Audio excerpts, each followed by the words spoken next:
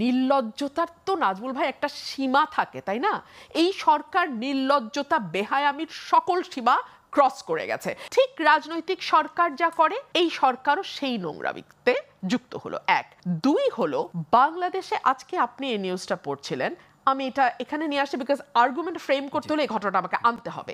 Deutsche ভেলের report আমি এই মাত্র দেখছিলাম, আপনিও সেটি বললেন, করিডোর দেওয়ার কথা সরকার ইতিমধ্যে প্রস্তুতি নেওয়া শুরু করেছিল।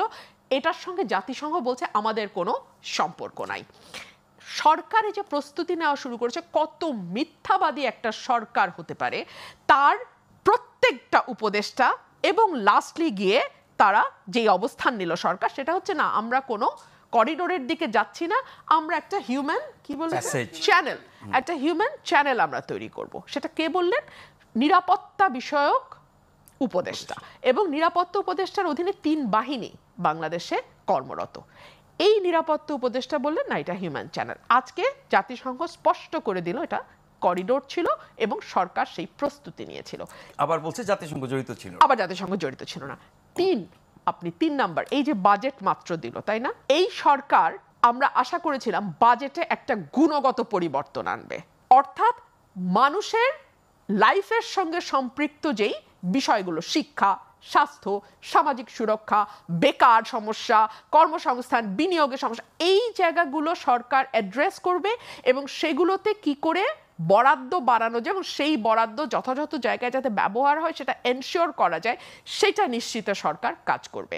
কারণ আমাদের রাজনৈতিক সরকারের ব্যাপারে সবসময়, বিশেষ করে গত 15 বছরে আমাদের ভীষণ কমপ্লেইন ছিল, শিক্ষা খাতে বরাদ্দ জিডিপির 6% হওয়ার কথা, সেটা মাত্র আমাদের 2%-এর মতো। স্বাস্থ্য খাতে বরাদ্দ 5% হওয়ার কথা, সেটা মাত্র 0.78 বা 0.79%। অর্থাৎ যা বরাদ্দ হওয়ার কথা সেটা অনেক কম। সামাজিক সুরক্ষা খাতে অনেক কিছু, পেনশন, ভাতা, গ্র্যাচুইটি সব কিছু মিলিয়ে টিলিয়ে অনেক বড় অঙ্ক দেখানো হয়, কিন্তু একেবারে সত্যিকার অর্থে গরিব মানুষের হাতে পৌঁছায় তার 10 ভাগ বা 20 ভাগের 1 ভাগ।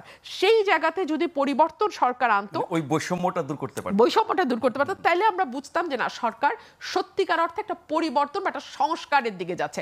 আপনি আমাকে বলেন সেই জায়গায় আমরা বাজেটে কি দেখলাম? বাজেটে দেখলাম ম্যাগসেসে পুরস্কার করমুক্ত করা হয়েছে, নোবেল পুরস্কার করমুক্ত করা হয়েছে। নির্লজ্জতার তো নাজমুল ভাই একটা